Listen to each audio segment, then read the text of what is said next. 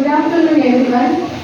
I would like to say, యాక్చువల్గా మా daddy విషయం చెప్పాలంటే మమ్మల్ని బాగా చదివించారండి. సో చిన్నప్పుడు 9